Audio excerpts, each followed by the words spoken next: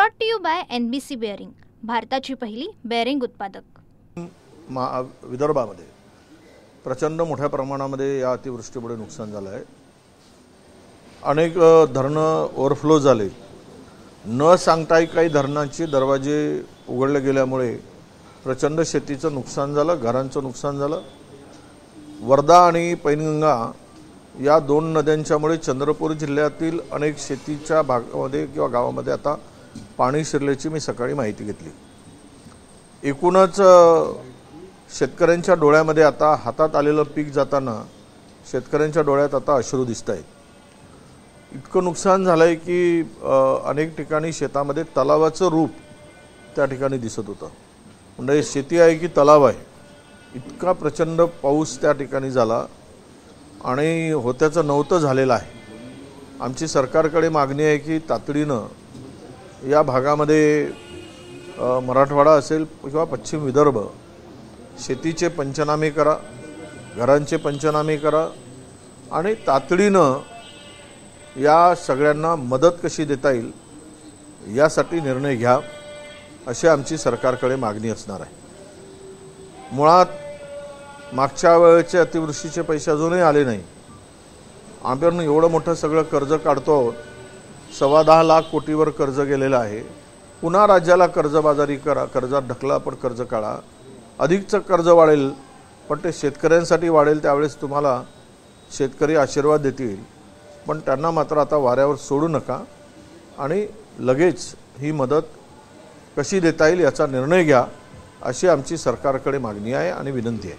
निवडणूक आयोगाने 7 दिवसांचा वेळ दिलेला आहे राहुल गांधी यांना, शपथपत्र द्या किंवा माफी मागा असं म्हणतात। बघा, पुरावे आहेत, पुरावे दिलेत।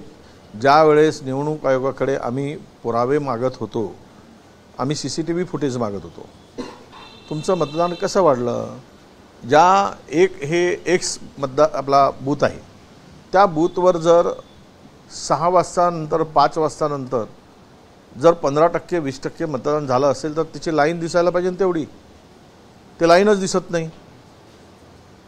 ती लाईन गेली कुठे? म्हणून तिथे खरं म्हणजे असं आहे की प्रत्येक ठिकाणी बूथवर CCTVची व्यवस्था केली पाहिजे। त्या बूथची व्यवस्था तिथे होती का?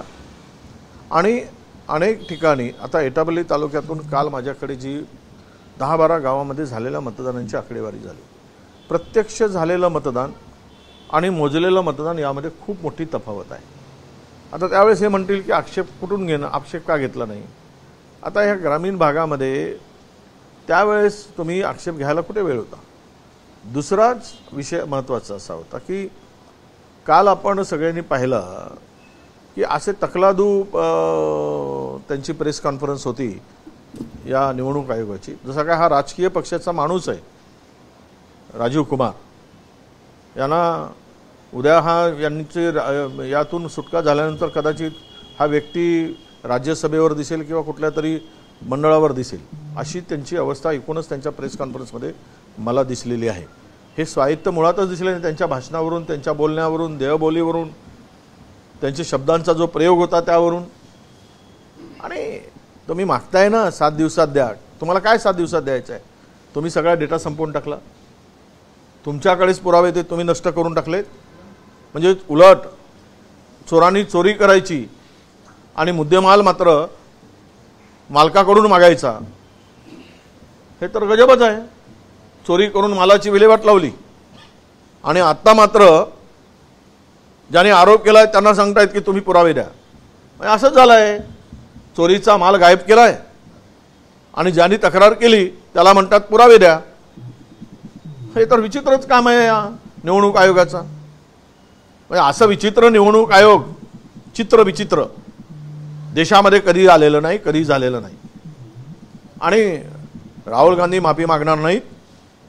आमचे झालेले पत्रव्यवहार तेव्हापासूनचे, महाराष्ट्रात झालेल्या निवडणुकीपासून सगळे रेकॉर्डवर आहे। त्याचं कुठलंही उत्तर, आम्ही दिलेल्या पत्राचं उत्तर निवडणूक आयोगाने दिलेलं नाही, आम्ही मागितलेली माहिती निवडणूक आयोगाने दिलेली नाही, त्यामुळं त्यांना तो अधिकार पोहोचत नाही। आमचं उत्तर दिलं असतं, आम्ही मागितलेली माहिती दिली असती तर त्याला अधिकार प्राप्त झाला असता। 2014ला शरद पवार आणि आमच्या पक्षाचा भाजपसोबत येण्याचा विचार आणि निर्णय झाला होता असं प्रफुल्ल पटेल म्हणाले. प्रफुल्ल पटेल आज जे बोलत आहेत आणि त्यांना भाजपबरोबर जायचं होतं ते यापूर्वीच ठरलेलं होतं त्यांचा जाण्याचा. पवारसाहेबांचं मन वळवून वळवून ते थकले होते अशी माहिती आहे. थकल्यानंतर मग अजित पवारांचा त्यावेळेसची स्थिती तर अशी होती, आम्ही साक्षीदार आहोत, अनेक जण साक्षीदार आहेत. अजित पवारांचा ना भाईजींचं काही फार सौख्य नव्हतं, फार काही त्यांचे संबंध चांगले नव्हते अशी सगळीच चर्चा होती. कारण आम्ही सत्तेमध्ये आणि आघाडीमध्ये असल्यामुळे आम्हाला त्याची माहिती आहे, ते कोणी नाकारू शकत नाही. केवळ मला वाटतं की त्यांचा आग्रह होता भाजपमध्ये जाण्याचा. तो आग्रह कशामुळे होता हे कुठेही लपून राहिलेलं नाही. हे भारतातील शेमड्या पोरालाही माहीत आहे त्यांचा आग्रह कशासाठी होता. म्हणजे शेमड्या पोराला मुद्दाम उल्लेख करतो कारण ज्या घटनाक्रम आहेत त्यामुळं त्यांना भारतीय जनता पक्षात जाणं अपरिहार्य होतं. त्यामुळे ते गेलेत. आणि राहिला पवारसाहेबांच्याकडे ते काय बोलले असतील, पण पवारसाहेब हुशार आहेत,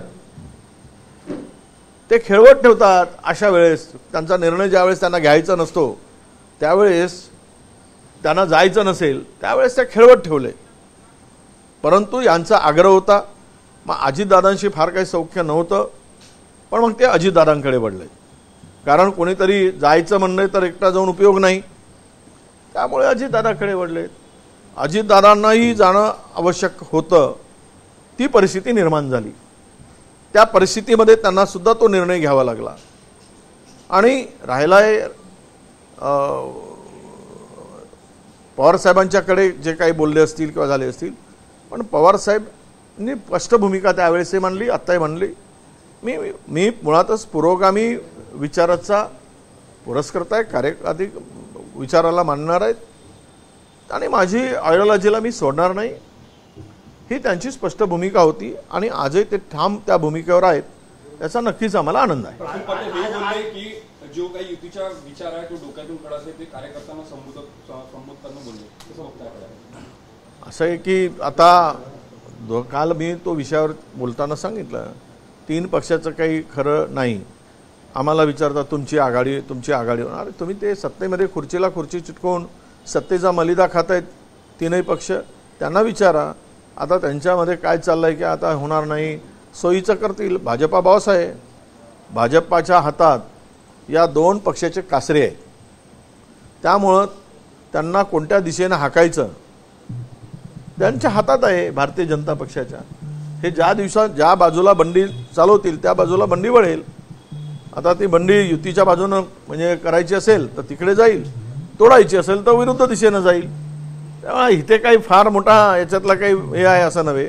कारण सत्तेची चाबी आणि पॉवर आणि सत्तेचा पूर्ण ताबा हा भारतीय जनता पक्षाकडे आहे. हे आता सध्या त्या सत्तेमध्ये असलेले दिवाणजी, हिशोबनीश, ते काय म्हणतो ना आपण त्यावेळेचे हे असे सुभेदार वगैरे वगैरे नेमलेले, एवढ्यापुरती त्यांचा अधिकार आहे. हे मालक नाहीत सत्तेतील. तर हे मालक नसून मालक आणि चालक हे आता देवेंद्रजी आहेत आणि भारतीय जनता पक्ष आहे. हे त्यांनी नेमलेले हे काय म्हणतो त्याला आमच्याकडे वार्षिक माणसं नेमतात तशा पद्धतीनं नेमलेले एवढेच यांचा. आणि ते नवीन वर्ष सुरू झाला की काढून टाकतात, वर्षभरासाठी याच्याने नेमतात. तशी त्यांची अवस्था आहे. त्या पलीकडं मला वाटतं की त्यांच्या 2ही पक्षाची अवस्था नाही, हे स्पष्ट आहे. उपराष्ट्रपती पदाची निवडणूक होणार आहे. राजनाथ सिंग यांनी खडगेंना विनंती केली की एकमताने निर्णय व्हावा. काँग्रेसची काय भूमिका? नाही असं आहे की मला या संदर्भात बोलता येणार नाही. कारण राष्ट्रीय निर्णय आहे, तो त्या लेवलचा निर्णय आहे.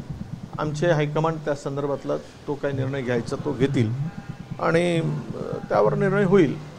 या संदर्भात माझी प्रतिक्रिया घेऊन काही उपयोग होणार नाही. उद्धव ठाकरे यांनी CP राधाकृष्णन यांना पाठिंबा द्यावा अशी मागणी केलेली आहे भाजपचे नेते आशिष देशमुख. नाही, तो उद्धवजींचा निर्णय आहे.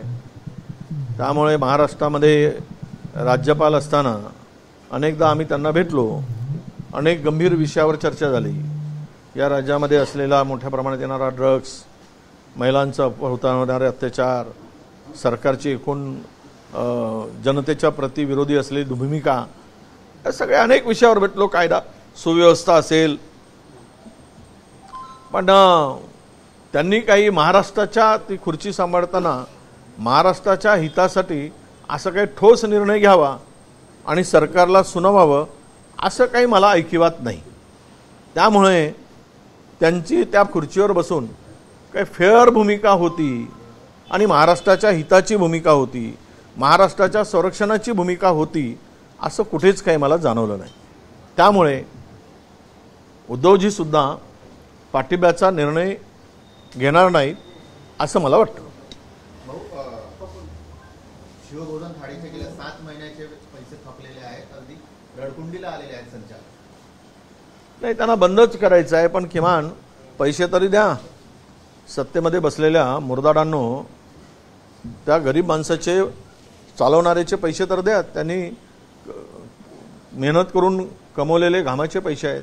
7-7 महिने पैसे देणार नाही. आता त्यांच्याही आत्महत्येची वाट पाहता काय? आणि त्यांच्या आत्महत्या झाल्यानंतर तुम्हाला आनंद मिळत असेल, तुमच्या चेहऱ्यावर हसू येत असेल, तर पुन्हा वर्षभर देऊ नका. संपून जातील, मरतील, मरू द्या अशी त्यांची अपेक्षा असावी, म्हणून पैसे देत नाहीत.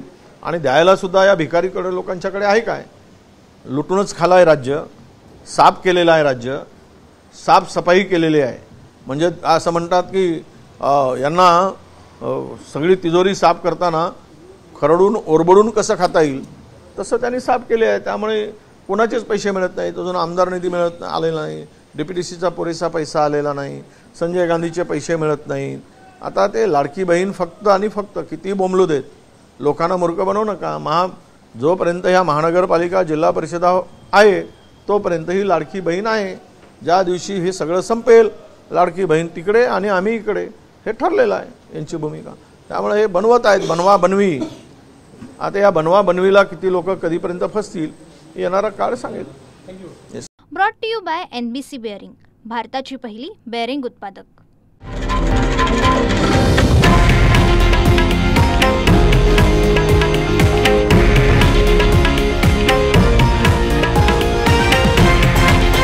हे आहे देशातील नंबर 1 न्यूज नेटवर्क आणि आपण पाहत आहात TV9 मराठी, एकमेव.